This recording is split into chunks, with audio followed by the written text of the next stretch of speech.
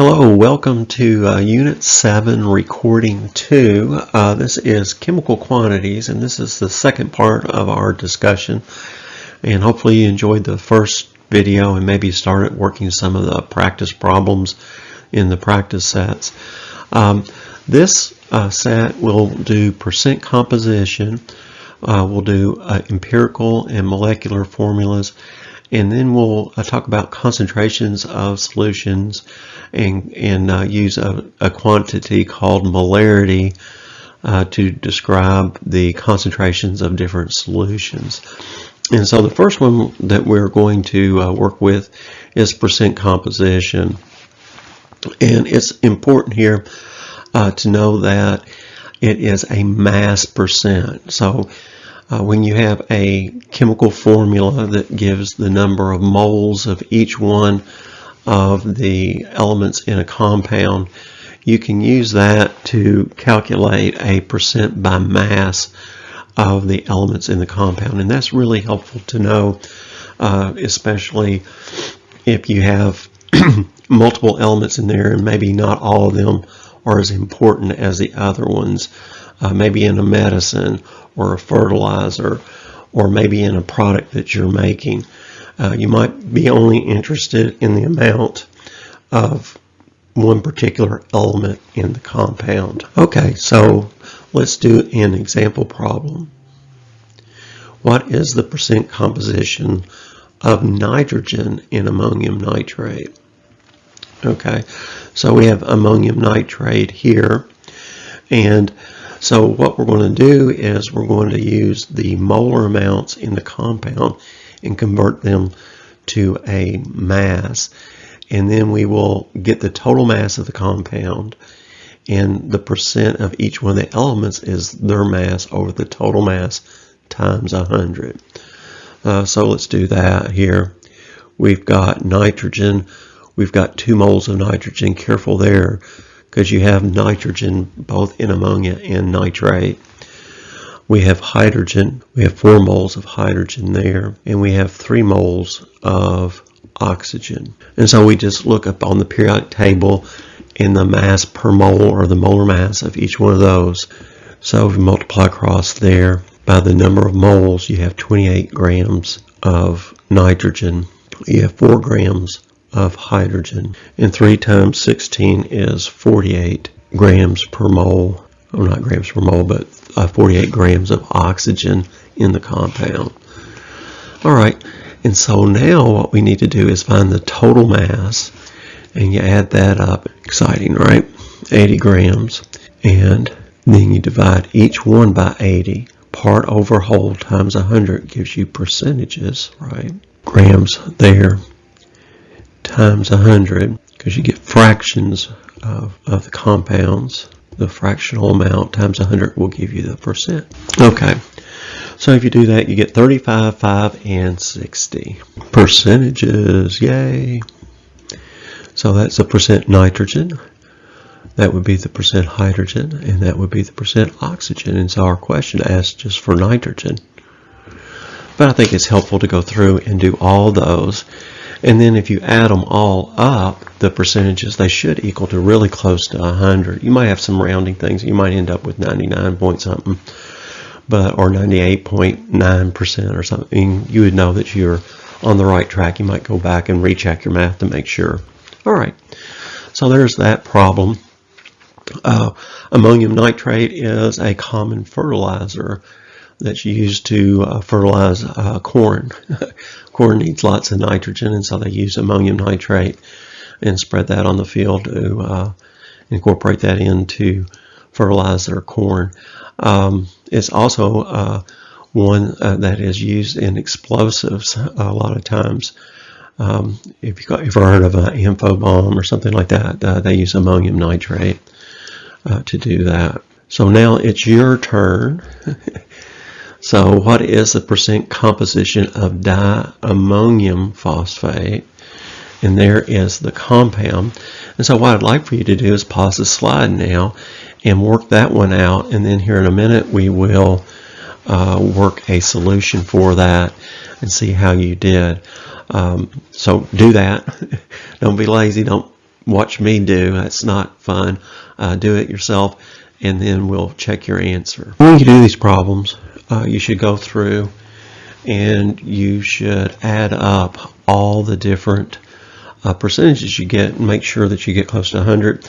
If not, you need to go back and check your weights, check your calculations, and that kind of thing. So in this one, it says what is the percent composition of the whole thing. So you have to do all of them. In the top one, it just asks for nitrogen. So the percent composition here is all those put together.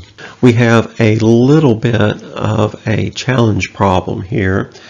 This is a wrinkle, an offshoot of the previous problem, and it's kind of a way of letting you know that these have very practical applications.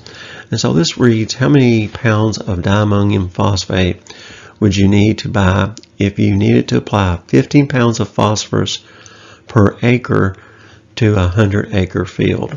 All right, so the very first thing we need to know is the information from the previous slide, which said that we had 23.5% phosphorus in the compound. And I think the easiest way to see this is to think about it like this. If you had 23.5 pounds in 100 pounds of the fertilizer, pounds of phosphorus per 100 pounds of the fertilizer, the diammonium phosphate. All right, and so we need 15 times 100 to get our amount that we need for the total field. So 15 times 100 would give you the number of pounds that are needed. So the question becomes, how much fertilizer do you need to get 1,500 pounds? And so you set up a ratio like this. I think that's the easiest way of seeing it. Needed, and then we got fertilizer here needed as our X. So it'd be 23.5 times X, right? You cross multiply, right? And then you divide. So it'd be 1,500 times 100. And then so X is going to equal to 15. Put another couple of zeros there. Divided by 23.5. All right. And so I get there, when I do that, I get 6,383 pounds. I think I rounded it was 382 something, but around that. So you'd need almost 6,400 pounds to apply to your a fertilizer to apply to your field to get the amount of phosphorus that you need. So now we're going to talk about some other practical applications, one called the empirical formula. So sometimes when you're analyzing maybe a powder or a solution that you don't know the formula for, maybe you're at a crime scene or some sort of analytical lab and you get a byproduct or take a sample and you don't know what's in that particular sample, you might be able to figure out the percentages by running it through a mass spec or HPLC. You might be able to figure out the percentages of each one of the elements that are present, and then you can convert that into a chemical formula. So sometimes the chemical composition of a substance is not known, but the percent of the elements are, and you can help determine the empirical formula. And the empirical formula of the compound is the lowest whole number ratio of elements in the compound. An example of that would be H2O. All right. So that would be an empirical formula. That's the lowest whole number ratio of elements in water. Okay, so another type of chemical formula that you might run into is a molecular formula.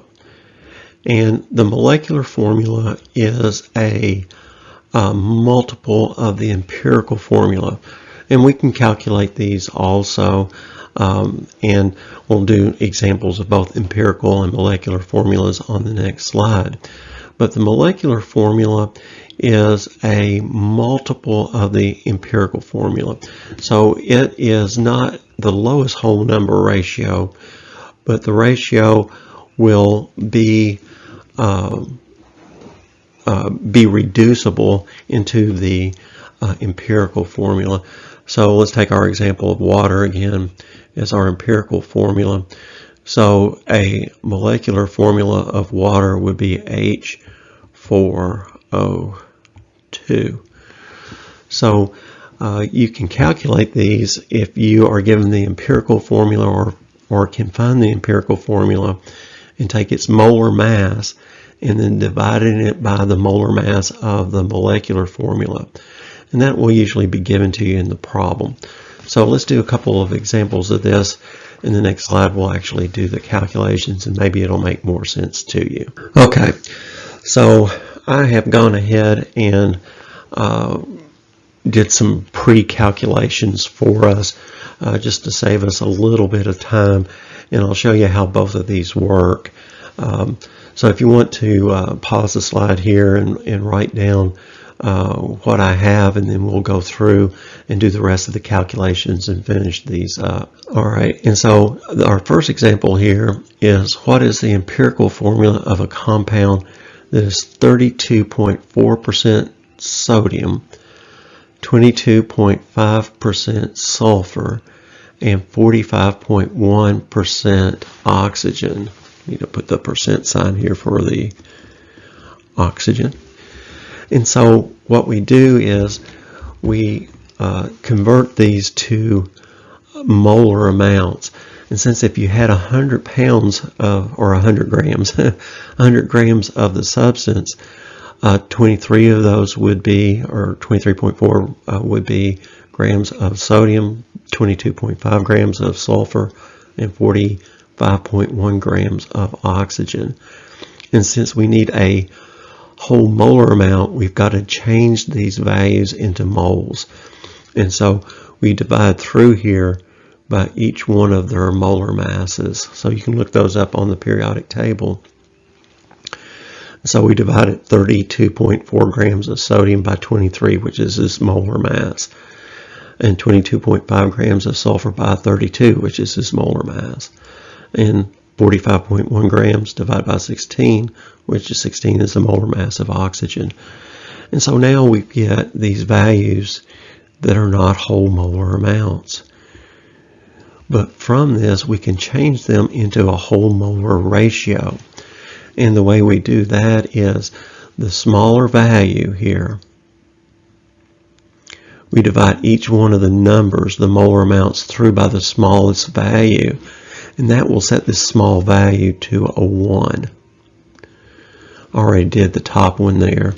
So we have 2 moles of sodium for every 1 mole of sulfur. And then if we divide through 2.82, let's do that. Divide it by 0.703, we get 4 here. So that worked out quite nicely. So here our empirical formula for this compound is Na2SO4, our old buddy sodium sulfate, right? So if we had this mystery fluid or a mystery powder, we would know that that one was sodium sulfate from the percentage analysis. All right, so this next one is a molecular formula problem. And you always have to figure out the empirical formula before you can figure out the empirical formula. So it says, what is the empirical and a molecular formula of a compound that is 17.5% sodium, 39.7% chromium, and 42.8% of oxygen? It gives a molar mass there. Alright, so the steps are the same as before. We calculate molar amounts by dividing by the molar masses, and then we look for the smallest one, which is 0.761. So we divide through by this one, which is the smallest one. Notice that the second one's very close to that one. So when you divide through there, you get values of 1 for both of those. And then the next one here, we get a value that is 3.5. Okay, so we didn't end up being quite as lucky as we did in the first example. Even when we divide through by the smallest one, we don't get a whole molar amount. And so what we do now is we start multiplying this molar amounts with whole numbers and seeing if we can get close to a whole number amount. And you keep going until you get within a tenth or two of the whole molar amount. And always multiply one more time to see if you get further away from a whole number or closer to. And that's the way you figure out if you're there or not. So here I multiplied these through by 2, and this is a nice one because you get a whole number really right away here. And so you get 2, 2, and 7. So now we have the empirical formula. So we know that we have sodium, we have 2 of those, chromium, we have 2 of those, and we've got 7 moles of oxygen. So sodium dichromate is our chemical, but it says that the particular sample has a molar mass of 786. All right, so we have to figure out what multiple of the empirical formula here, what multiple of the empirical formula is the molecular formula. And sometimes they end up being the same, but a lot of times those are different. So the calculation is the multiple is N, is the molar mass over the empirical formula. We had this on the previous slide, molar mass, okay? And so I calculated the molar mass of Na2Cr2O7. So I guess we could probably do that up here. Na2Cr2O7. So 23 is the molar mass there. I usually make these parentheses. Sorry about that. It's 52 here, 16 there. And then if you look all that up, it'd be 46, 104, and 112. So the total molar mass is 262. All right, so N here will be the molar mass that's given, which is 786 over 262, and we get a multiple of 3 there. So it would be Na, 2 times 3 is 6. Cr, 2 times 3 is 6. 7 times 3 is 21. So we have our answer here. This is the empirical formula, and this is the molecular formula. Woohoo! A lot of steps there, right? Okay.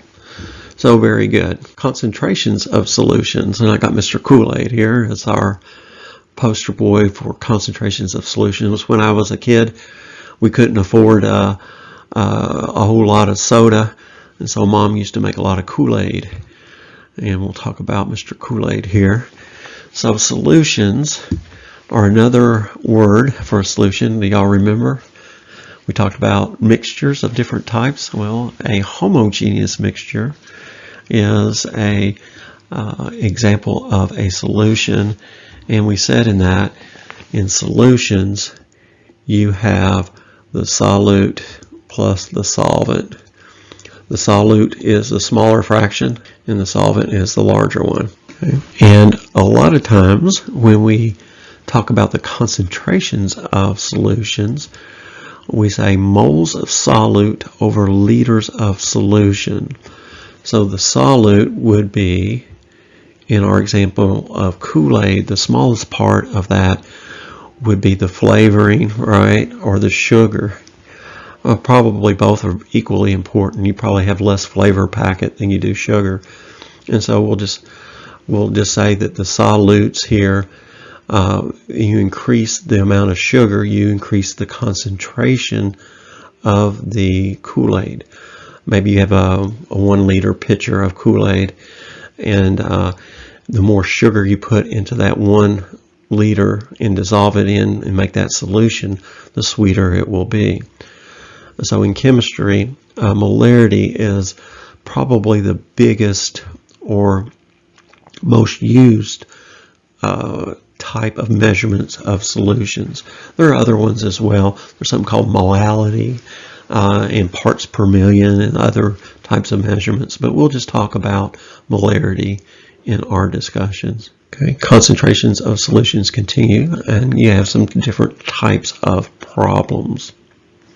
Okay, so let's work this first one. What is the molarity of a solution by dissolving 50 moles of sugar in 2,000 milliliters of water? And let's just use blood sugar, C6H12O6 as our example. It really doesn't matter because we have everything we need to solve the problem. We don't even have to convert it from grams to moles, because in this problem we're given moles of the solute, which would be 50 moles, and we have 2,000 milliliters of water. So we have to be careful here, because remember our formula is moles of solute over liters of solution. So to convert 2,000 milliliters to liters, let's do that up here. I'm sure you can probably do that one in your head, but let's practice our factor label method and our metric conversions while we are here, milliliters and liters. So we know that liters are bigger, so it will receive a value of 1. And if we did our kids have died chart, kids have died over drinking chocolate milk, right? Liters, meters, seconds here in the middle. We've got liters and we've got milliliters. So we've got 1, 2, 3 steps down. That's sloppy. 1, 2, 3 steps down, and we've got 3 steps there. So we divide through 2,000 times 1 divided by 1,000. 1, 2, 3. So we would have 2 liters, right? So 50 divided by 25 molar solution. Easy cheesy. Very, very straightforward type of problem. Okay, so let's do a little bit of a harder problem here. We have what is the molarity of a solution made by dissolving 25 grams of sodium chloride in 3,000 milliliters of solution. So remember, we have our molarity is equal to moles over liters. And so in this particular problem, we're going to have to do some converting before we plug into our formula. We've got grams instead of moles. So can we convert grams to moles? I hope so. So we have grams of sodium chloride per 1 mole. All right. So now we have to look up the molar mass of sodium chloride. So let's do that over here. So we have 23 grams of sodium, or just 1 mole of these. So we don't have to multiply through the molar amount. Chlorine's 35.5 grams per mole. So be 58.5 grams per 1 mole. So now we divide that out, and we'll have our molar amount to put on the top of our moles over liter calculation. 25 divided by 58.5 gives us 0.427 moles, and over 0.300 liters, moles over liters. So divide that number by 3, and we get a 0.142 molar salt solution. Now you could write here, instead of molar, you could write moles per liter. That would be acceptable as well. Okay, so this is a slightly harder type problem, but probably a more practical type of problem. Let's say you're an aspiring maybe a chemist, or maybe you're just a starving student at the university, and you see an advertisement on the bulletin board, and it said, "Needed lab assistant.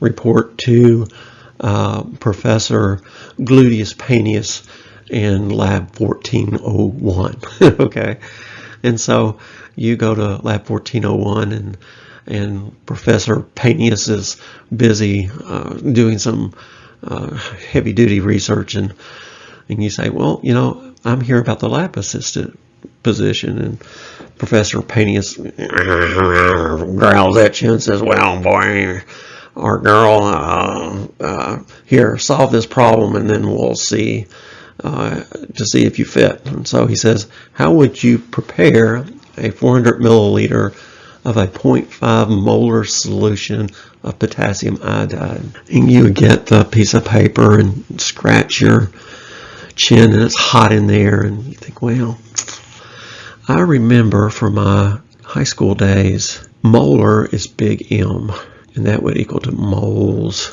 over liters. That's not good, because I don't seem to have any of that. Well, come think of it, I do have molar, right? I got 0.5 molar. So you might say, okay, I can fill that in my formula here. And then you'd scratch your head and say, well, I don't have milliliters, but I have liters. I mean, I don't have liters, but I have milliliters. And I remember that I can convert my milliliters into liters. And so you'd say milliliters, liters on top. And you remember kids have died. And you would remember there's 1,000 milliliters per liter, which would give you 0.400 liters. Okay, so things are looking better, but still not perfect, right? Because you'd be going, I can solve for moles here, but can't really prepare a mole. But let's solve for moles. Let's do what we can do. So by multiplying each side by 0.4, you'll have your number of moles, right? 0.4 times 5. 0.5 gives you 0.2. So you know you got 0.20. You need that many moles of something. Oh, it says you need moles. It's a potassium iodide solution, so I think I need moles of potassium iodide. And you can't prepare a mole because moles are way too wily and quick, right? And so you know that that you can't weigh a mole, but you can weigh a gram. Maybe I can convert that to grams. So, you know, for every 1 mole, you remember from factor label that whatever you're given goes on the bottom. You have so many grams. And so now you're looking around, and you know you need the periodic table for some molar masses. And so that there's a cute other lab assistant busily working, and you go, hey, could I bother you for a periodic table? And the lab assistant, there's an old textbook over there, grab that. So you grab the textbook and you look through it, and you find the periodic table, and you see that iodide is 126.9 grams per mole, and potassium is 39.1 grams per mole. And you add those up, 16, 166 grams per mole there for potassium iodide. And you need 0.2 moles. So now you multiply 0.2 times 166.6, or 0.0, excuse me, almost. And so you need 33 grams. Okay, 33.2 grams. And you might go and tell Professor Panius, I need 32.2 grams of KI. And he said, that's not right. That's not how you prepare something. And then you think, oh, so I need to dissolve 33.2 grams of Ki up to 400 milliliters of water. You put that down, and Professor Panius goes, okay, report to work tomorrow morning at 7:30. Make that 9. I never get here before 9. I won't know what to tell you what to do. Okay, so we are going to do another type of molarity problem, and these are called dilution problems, and these are another very practical type of problem that you might use as a lab assistant in Professor Panius's lab. And so they take the general form of, or the general formula of M1V1 is equal to M2V2. Sometimes they will list these as M initial, MIVI, is equal to M final, M2V2. But either way works quite nicely. So the question is, what is the molarity of a solution when 500 milliliters of a 12.3 molar solution is diluted to 700 milliliters? All right, so the most important thing here is to make sure you group your molarities and your volumes.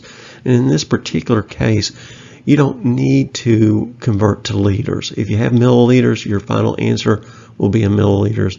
If you have liters, your final answer will be in liters. So those volumes, as long as they're the same, they don't have to be in any particular unit. So here we have, let's just do it out here, 500 milliliters, and we have a 12.3 molar solution, right?